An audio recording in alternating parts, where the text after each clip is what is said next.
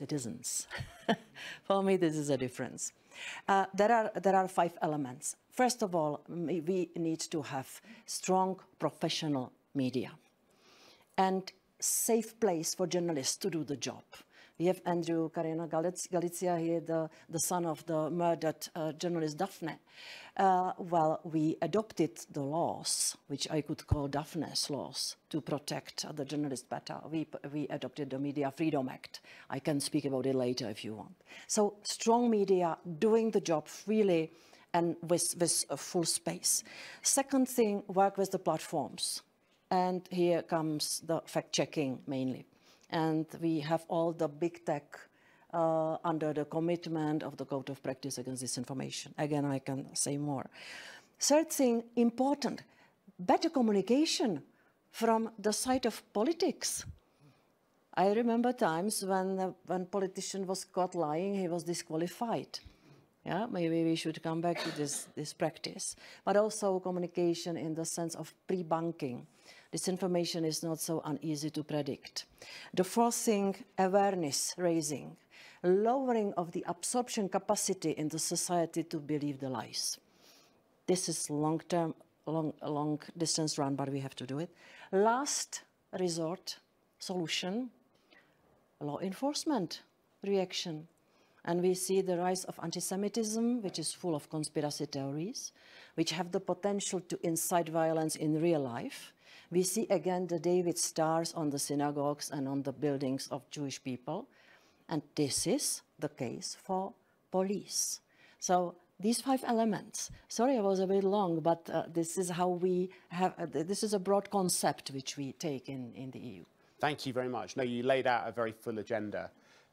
One of the topics you mentioned is politics and how that's working. Donald Trump used to love calling the New York Times the failing New York Times, until at least he realized that he was maybe one of the big contributors to turning the New York Times into the enormous commercial success that it became. Meredith, can you tell us what lessons you learned both from that period, but also how you think about the role of a global media organization in this era of disinformation? Great sort of specific and then broad question, and thanks for having me here. Let me just push on one thing you said, which is that you associated Trump with the sort of success of the Times. I would say certainly the giant political story that began in 2016 and continued has been of great interest, and that made even more audience come to the New York Times, and I'm sure it made even more people subscribe. But I would say for the Times and the Journal, Emma is also here, and all of the major serious news organizations, we are all sort of bigger than any one story or any one topic area, and we continue to have a very strong, very engaged audience and grow subscriptions long after he was president of the United States. So I'll note that. In terms, I'm actually going to follow some of what Vera said.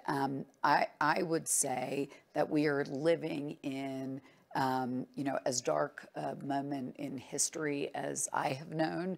I suspect many people feel that way, and in that, the world needs more high-quality, independent journalism that's willing to hold power to account. And what I think we're not talking enough about is what journalism actually needs from the world. And I think you're pushing on that. And I'd name a handful of things. One is the opportunity for journalists to do their work in a way that is free from intimidation, harassment, legal threat. And that is something that I think until recently we thought, particularly in democracies, was a settled matter, even something sacred. And I think many of us are quite concerned about that. So that's one thing. The second thing I would say is we need to help the public be more media literate as to the value and importance of independent journalism. I think it's very hard for many reasons to distinguish what it is and isn't. And we need a public that understands the value of journalism that's from a posture of sort of searching rather than knowing, and that doesn't play for a side or a team. And third, I think we need sustainable business models for media companies. Vera said you need professional media organizations. Well, those organizations have to be able to make money to put their reporters into harm's way, have the people who endeavor to keep them safe, have expert editors, have all the people who find and build audience. That is really intense, expensive work. Requires people who can do great kind of human ingenuity and technological innovation, and it costs a lot of money. And we need an information ecosystem that rewards and recognizes and values that. And my experience at the Times over the last 10 years is if we're not pushing on all of those things at the same time, you get, where we are now, proliferation of lots and lots of less high quality content and a real challenge to the relationship between the publisher and the reader. You called it a citizen, the end user, who should be in a direct relationship for news. Great. So Emma, the meta theme for this year's Davos is this idea of building trust. And that's one of the biggest challenges for media organizations in this media environment that's awash with different information from conflicting sources. How do you go about building trust? Well, I really want to echo a lot of what Meredith said there. I agree with it entirely. I think there's a very specific challenge for the legacy brands like the New York Times and like the Wall Street Journal. I mean, interestingly, when there's a big news event, a big world event, people still come to the legacy brands. We still have a lot of trust. But I think you only have to go back. I think we have to maintain that trust, and we have to work at maintaining it in a way that we didn't have to do not so long ago. So if you go back really not that long ago, as I say, we owned the news. We were the gatekeepers, and we very much owned the facts as well. If it said it in the Wall Street Journal, the New York Times, then that was a fact. Nowadays, people can go to all sorts of different sources for the news, and they're much more questioning about what we're saying. So it's no longer good enough for us just to say, this is what happened, or this is the news. We have to explain, almost like explain our working. So readers expect to understand how we source stories. They want to know how we go about getting stories. We have to sort of lift the bonnet, as it were, and in a way that newspapers aren't used to doing, and explain to people what we're doing. We need to be much more transparent about how we go about collecting the news in order to keep that trust, because the trust is our most valuable asset. And the minute we let go of that, then, our business models, frankly, will fall apart. That also means we have to correct our mistakes. We have to be honest when we make mistakes. We have to not be afraid of that. And I think, as well, we need to have a much more open relationship with our readers. We have to be more responsive to what they want, what they expect of us, and we have to, just have more of a dialogue. It used to be very much de haut en bas with newspapers, and I think those days are over. And I think the feeling we get is that readers really enjoy that. They like it. They like us to open up and tell them what we're going on. I think the challenge for us is the people who say they trust us and want to understand why they should trust us tend to be the same people. We're preaching to the converted. The challenge is, how do we reach the people out there who don't read the Wall Street Journal, who don't read the New York Times, who don't listen to the BBC or whatever? How do we persuade them of the value of trusted news? Great. So, Jean, can you talk a bit about how civil society can actually contribute to this process, and how civil society can help to tackle disinformation? Well, I guess I want to say at the start sort of that I am civil society. We're not, despite our name, Internews, we're not a news organization, but we do support news organizations all around the world working in about 130 countries. And we work particularly in places that free and open information struggles to exist. And so sort of all of the challenges that we've been talking about up until now are amplified a thousandfold if you barely have a market economy, if you're facing conflict. And I will want to note that the elections that we're talking about are happening in 64 countries, which means many of them all over the world where they have less healthy information ecosystems. So from our perspective is that what we need to do is really bolster those information ecosystems in the similar strategies that we've talked about here. We look at it sort of from an information integrity perspective, like how do you build that health, and from a demand and supply side. And if you think about the supply side being the production of news and information that is trusted, on that side you're sort of both trying to minimize the bad stuff and maximize the good stuff. And again, we've sort of been talking about that here already. And on the minimizing, I want to stress a couple of points of the bad is disinformation makes money, and that's one of the, we need to follow that money, and we need to work with and particularly the global advertising industry, that a lot of those dollars go to pretty bad content. And so you can work really hard on exclusion lists or inclusion lists to sort of really try to focus ad dollars and challenge the global advertising industry all around the world to focus their ad dollars towards the good news and information, the accurate and relevant news and information. And then we've talked a little bit about the platform side. It's really complicated. I mean, the European Commission is doing amazing work in this area, but we know that it's complicated. We also know that more can be done. We know that there's not enough trust and safety people. What sorts of things do you think could be done specifically? Well, I mean, there's a lot of language in this world, and when you only cover 12 or 13 languages, you're missing the vast majority of the world. And so, I mean, getting local language expertise so that you can protect all of the world, and it's just wildly too few people sort of looking at it. I do think there's interesting interventions, civil society interventions. I mean, the Facebook Oversight Board is interesting, and interesting conversations are happening because of it. Australia has an e-commission on e-safety. That's a brand new sort of an unusual thing in the world. So these types of things can help really sort of protect from the most egregious digital harms, but it only gets at the most egregious at that point. So lots of questions been raised, so I'm going to sort of dip into some of them and try and talk about them. One important thing you mentioned was this idea of the business model, and you mentioned that as well. I don't know, Meredith, if you want to go into a bit more detail on that, because a few years ago that was everything. That was Can I talk about why that? I feel like we don't talk enough about why that happened.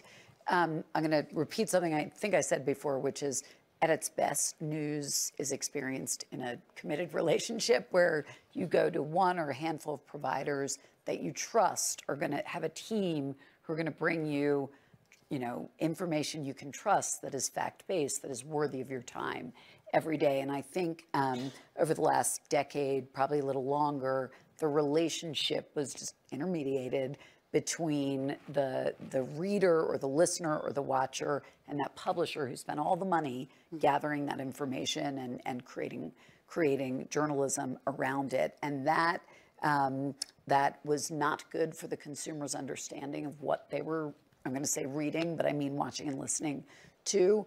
For what they were reading, when much of news is experienced by the public as a bunch of atomized stories traveling around the internet, sort of divorced from their context, divorced from what Emma was talking about, which are the signals to say this is news or this is an opinion, these are the other 10 stories the Journal has produced around it or the Times has produced around it. That's just not good for the consumers or the reader, citizen's ability to take in the whole story. That's the first thing. Second thing, which you're pointing to, is what tech advancement, which also gave us so much, including much more audience for our work, it led to the platforms led to the proliferation of low quality content. And you asked what can be done about that. Better signals, tech providing better signals to distinguish between independent fact-based journalism and all the other stuff. Quite important, still plenty more work to do there. I think it's more than labeling. I mean, Google actually has been has made real progress on this over the years. It's how does search work? How are things indexed? We're entering a next chapter of the information ecosystem. How will quality content be pointed to? How will it be acknowledged? How will it be surfaced at great scale? And then I would just say, your opening question to me, we can't forget that all of this has been compounded by world leaders literally trying to sow mistrust against credible news gathering organizations. That's a big piece of this. I want to go much more deep into the politics around this, but while we're staying with this business model idea, maybe Emma, you want to comment on that. I mean, you run global, you're the way that many of us kind of understand about the global economy and finance, etc. And you're also trying to to operate in a much more challenging environment in terms of media organisations' business models. How do you see the challenges going forward in terms of making truth profitable? Well, I mean, the truth of the matter is news gathering and running a newsroom is very expensive. And I think that's something that people have come to realise, that having people on the ground in all over the world, often in very challenging circumstances, and is an expensive business. Now, I suppose the question is, and you know, the question for us was how do you make money out of news? It's very, very hard to do that. You know, some legacy brands have made a great fist of it by building subscription models. But in the future, I don't know. I mean, it could be that the newsroom of the future is a lot smaller than the newsroom of today, because AI will most definitely play a part in news gathering. And perhaps you'll just have a much smaller newsroom with, you know, a team of editors, of, you know, human oversight for what AI is generating.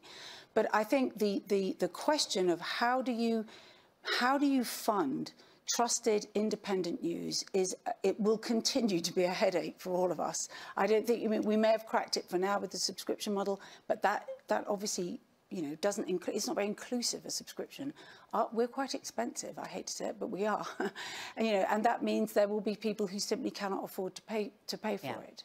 Can I add a couple things to this? I want to really come in behind Emma on how expensive it is to do high quality news gathering. And by the way, just in the United States, I think like a quarter of all the newspapers have closed. That has decimated local journalism, and many more will still close, many fewer working journalists. I want to suggest that what we need from here is more journalists. The world needs more understanding. It needs more people with some semblance of expertise on the ground, asking other human beings, bearing witness, trying to figure out what happened, with being edited by experts, by the, you know, like the people who work at the Times, who work for Emma at the Journal.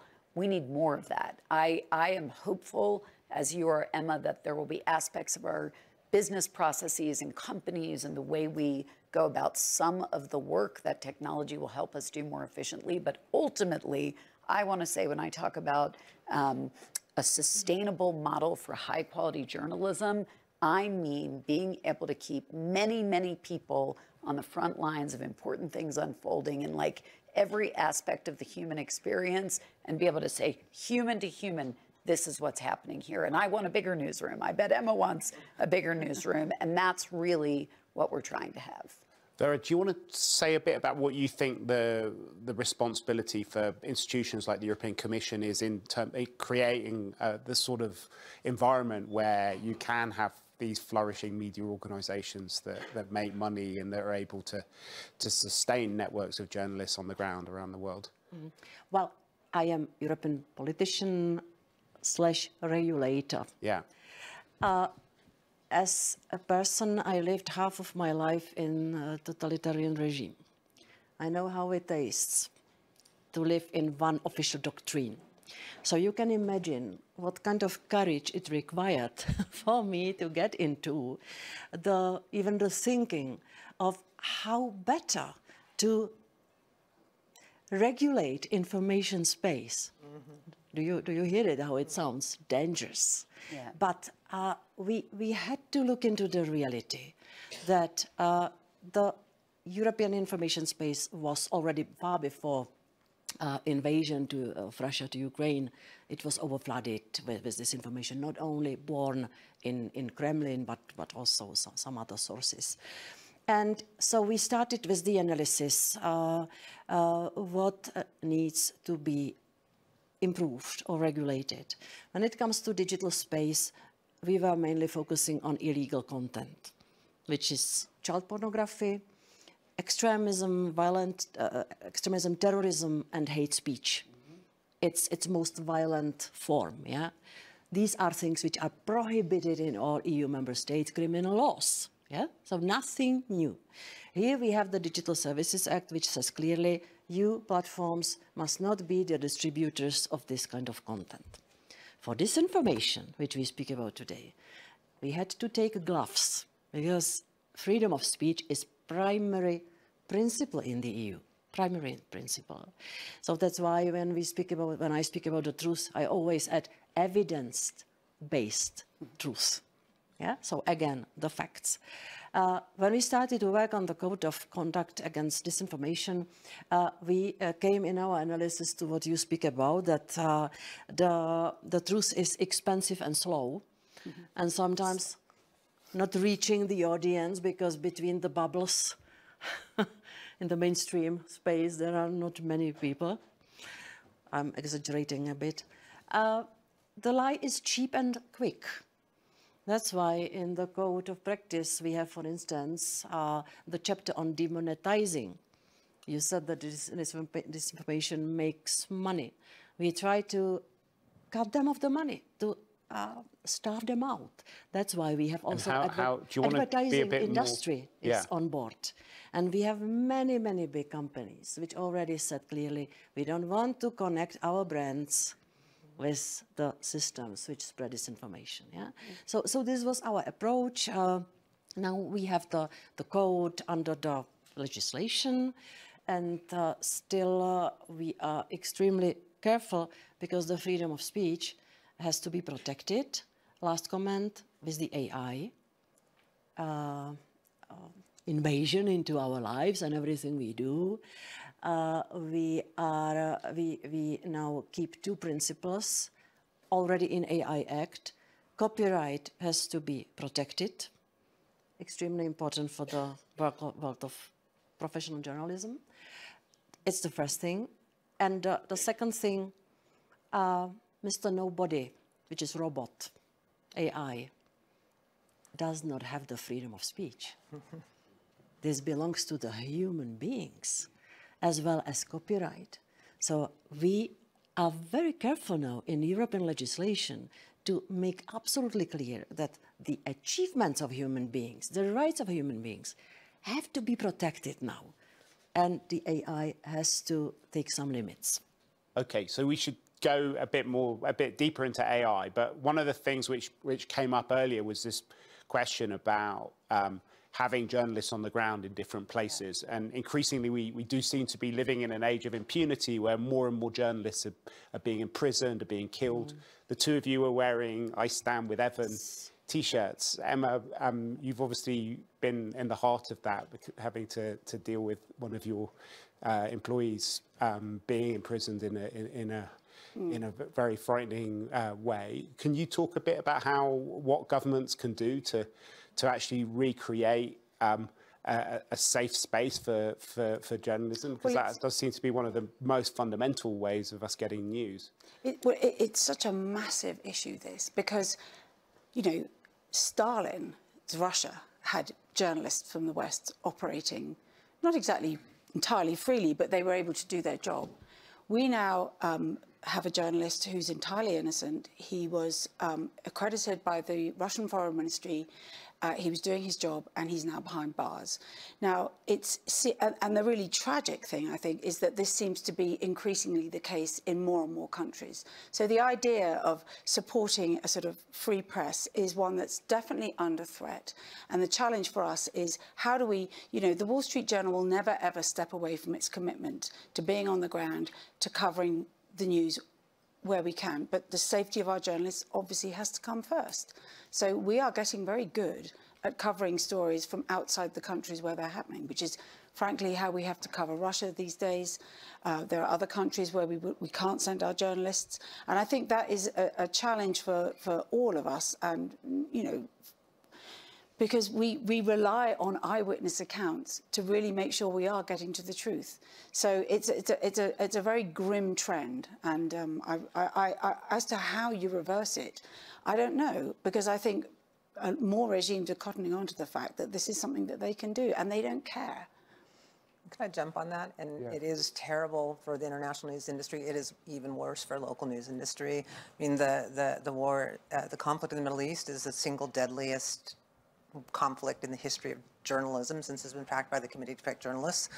You know, across Latin America and Mexico and specifically, the organized crime is just incredibly deadly for journalists as well, local journalists there. Hundreds of local journalists jailed every year all around the world. And so this is we are thrilled that it's getting so much attention. It's everywhere. The safety issue is everywhere for journalists everywhere. And so just want to stress that there are literally hundreds around the world. Meredith, do you want to talk a bit about AI? It's pretty difficult to walk down any corridor here without getting stuck into a conversation about AI at the moment. It's changing everything in our lives. But this whole question of truth, I think, is one of the most fundamental challenges to truth. I'm happy to talk about it. And I want to pick up on just one wonderful thing you said. I saw you nod, Eva, which is that the truth is slow. I think the truth does, and this relates to AI. I think the truth does unfold in many cases slowly. Most big stories about very consequential things where the public really needs understanding and to know who to hold to account and for what take days, they take weeks, sometimes they take months.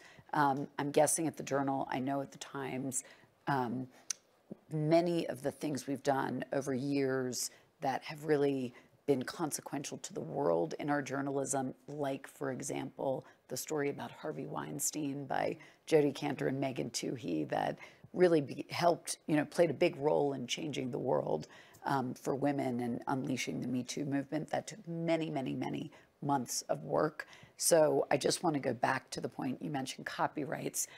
What all the news organizations, all the high-quality journalism organizations we're talking about are doing is human-led, creative work that is extremely, hard and complicated and requiring of experts to produce.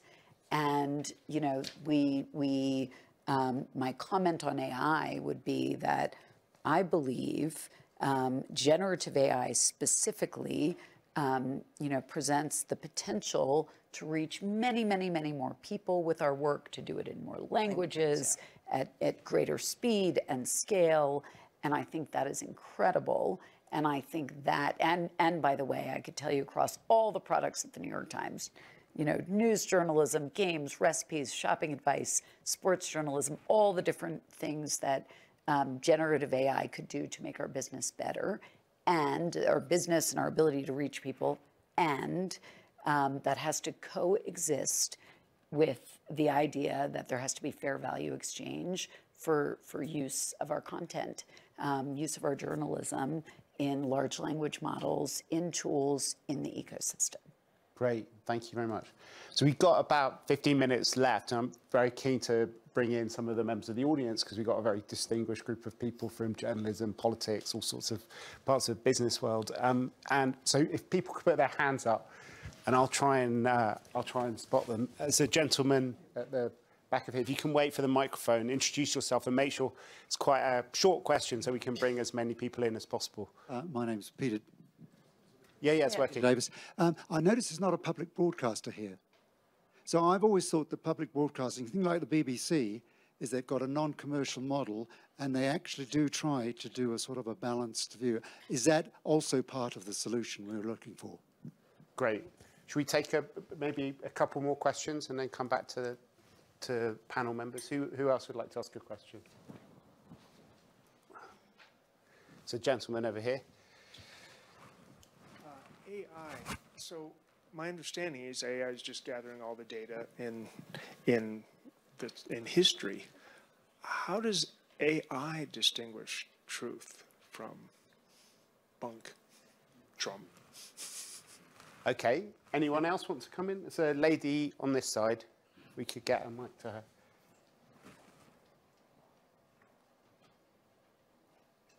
Thank you. Another angle we haven't discussed is the youth, and they consume news in a very different way than I do. Mm-hmm. So I'd love to hear your thoughts on that. Thank you. Great, fantastic. Okay. So we have 3 questions. Vera, do you want to go first and maybe address this question of public broadcasters? I will go quickly through all 3. Okay. I will be short, I promise. on BBC, well, I'm watching, of course, what's happening around BBC.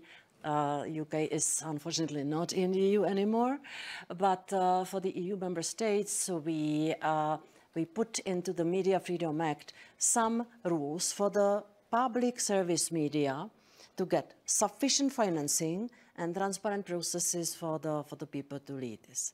And I think that this is something which follows the desire to have the golden grail, something stable and something reliable in each member state. The second thing, how does AI distinguish the truth? I don't know. but for us, what's worrying is the deep fake, which is misleading. It might be, in my legal opinion, qualified as a fraud, even. So we have, I think, to follow also this line. Yeah, the youth, I would leave it for the ladies. I can just the first and the third one. I think public broadcasting is one of the many models that we are looking at around the world. It is difficult to set up. It's expensive for a state, and a state needs to be well run to have a good public broadcaster. But I'll say that the public broadcaster in Ukraine is doing a wonderful job covering the war. And so it is a model that's hard, but one that can sometimes be replicated. It's just pretty rare around the world that it actually works. But it is definitely in the hopper. On the third, I mean, I think that we cannot ignore the fact that Gen Z gets their news from TikTok, and it's a really intimate and different form of media, not a news site necessarily, but I say that one of the big things that hits there is we need to recognize that all this sort of intentional disinformation just amplifies crazy as misinformation, you know, unintentionally sharing false news, and it happens a lot, but in a really intimate way. And so I don't think we know how to handle it, but we definitely have to be working in that space. Yep. Yeah, I'd love to pick up on the youth question, make a comment or two about AI, but you know, on your point about TikTok, I think it's something like some huge percentage of young people say, I get all my news on TikTok. 51% according to Deloitte. And I've looked at all different numbers this week. Yeah, it's a huge percentage of people. Yeah. And by the way, TikTok is awesome. I have a 12-year-old. I know how awesome it is. I think that a huge part of the answer is what is it that they like there? It's the multimedia format. It's everything about what you can do on TikTok. And so, and I suspect, Emma, you'll say something similar. I can only give you this through an anecdote. A day or two after the Hamas attack happened on October 7th, Roger Cohen, who is the Paris bureau chief of the New York Times and has written for us for decades and is like an expert on the Middle East, lands in Tel Aviv. And the first thing this sort of esteemed journalist who's been around forever, who's not so young himself, does when he gets there is he, you know, makes a video of himself kind of coming into Tel Aviv and saying how still it is and how different it feels from the last time he's there, and the kind of the darkness of the moment and the palpable way he can feel it. So what do I mean by that? You've got the journalist putting himself at the center of a piece of our journalism, very different from what the Times and the Journal would typically do in a newspaper fashion. Sorry, I'm going to speak for you, but I'm certainly very different from what the Times would do. That's one. Two, you've got a man who has been doing journalism forever, actually just taking a selfie video as he would do if he were making a TikTok, and our team adds some multimedia to that, or even he's able to. And three, he's talking to you like a human being in a conversational voice. And a lot of what I think news organizations need to do, and I think, Emma, you pushed on this, is to talk in more casual ways about serious things with the weight and the authority, but a voice that doesn't feel like this is some nameless institution, but these are human beings actually coming to you with the word. Yeah, so I love that anecdote, and I think it's any suggestion that young people don't care about the news, the truth, is so patronising. Yeah, they do. Yeah. But it's our job to make sure we're giving it to them in the form that they want to consume it. So your example is great. I mean, there's this wonderful girl on TikTok. I forget her name. She's 18 years old. She's got nails this long, hair out here. Every day or every so often, she gets up and she reads out articles from the Wall Street Journal that she loves. And she actually gets the print edition. This is what's so funny. And then she sort of translates it for a TikTok audience. She's magnificent. That's gold. I want to hire her. I think we may already have reached out. Anyway, But the point is, we have to respond to them. So perhaps they want their news in a different form. They certainly want it on a different platform. Perhaps they want news that's more constructive, news that offers them solutions rather than just endless problems. And I do also think there is we need to do more to educate, you know, the young about the value of trusted news. I was in Germany before I came here. I was talking to some German journalists, and they were telling me that there's elections in Germany too, regional elections in the east. There's some general sort of concern there. They've launched an initiative called Use the News, which is, I think, being rolled out in schools, which is, you know, telling young people about the value of trusted, independent news. I mean, there's no reason why we shouldn't be talking about this much more often to the young people in our lives, because, as I say, they care about it. Totally. They do. I'm going to add one beat to that, if I may, which is we have to assertively explain to people. We cannot take it as a given that people can distinguish, any people, especially young people, between independent journalism that comes from a posture of searching, not knowing, that can exonerate a villain or interrogate a hero. We have to teach people that that is a process, what goes into that process, and it's not an ideology. It is a process for eradicating, just like medicine is a process, for eradicating bias where you can, because the human beings doing the journalists are going to bring some of that to the table, and you have to explain to people how that happens again and again. And honestly, the public deserves to know that. They deserve to. You said this, Emma. They deserve to understand, how did this journalism come to be? Who wrote it? Why should I believe them? What expertise do they bring to it? And another quick solution along those lines, use against mis and disinformation, is the use of humor and satire. It works beautifully in this country. Yes, and games. And games. All of these things work beautifully and can get audiences where they live. Okay, so next year we should have a game instead of a discussion. We've still got time for one or two more questions if people want to ask. There's a gentleman over here, and yeah, just there with this. Hello, my name is Markus Preiss. I'm working with ARD German TV, so I'm working for a public broadcaster. I appreciate your statement, Vera Jourova, but how will the Commission navigate in the future if we see revenues and profits shrinking for the private companies and having strong public broadcasters who are a competitor in any case? So will you value this in the future? And the other question goes to Emma and Meredith concerning the fight against misinformation. If you have a lot of misinformation, do you see a fatigue to write about it? Because doing that, you also spread them again. So will you print all the news that's fit to print, or will you write about all the news that were not fit to print before? Thanks. Okay, time for one more question. Lady at the back. Great, thank you. Well, wonderful panel. My name is Dr. Rupa Dutt, and I lead the fastest growing women's movement in health called Women in Global Health. And it's wonderful to see this almost all women panel. And while we are, really excited for this discussion, as a practitioner myself and leading this global movement, we know misinformation is really affecting the health sector. It's breaking down the trust between providers and their patients and communities. And we are all, hoping to move past the pandemic, but it still is a pandemic. What lessons have all of you learned that can be passed on to the wider society that's trying to really make sure facts get in front of people so that they can make the best health decisions? Yeah. Thank you. Great. So we've got time, I think, for each of you to try and answer those questions as best you can. I can give a really short answer to that, which is you need, and I think it may get at your question, the only answer, in my opinion, is strong, independent news gathering organizations that can reach many, many people with their work. That is the only answer. And on your question about AI, the information ecosystem will only be as good as the inputs. And in news, those inputs must begin with human news gathering, as Emma described. Okay, Jean, do you want to go next? Just on the health information piece, the mis and disinformation that was polluting that space is similar to that polluting the climate and environmental space. I just want to make a note for all the women in here that, in fact, gendered misinformation and disinformation is particularly undermining when it comes to expertise, and a particular danger that news organizations need to think about all over the world. Any public-facing women are particularly vulnerable if they're scientists, if they're news organizations.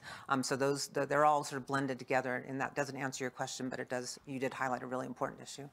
Great, thanks. Yeah, may I? COVID, we took very clear lesson from that, because when we were in COVID, we wanted the platforms to offer privileged space for the health authorities to inform the people, to use the authority and to take care of the truth, which was known at that moment. You remember how chaotic it was.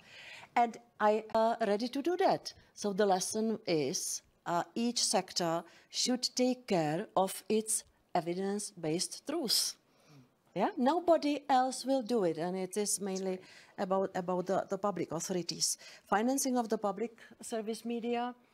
Well, we put to the law that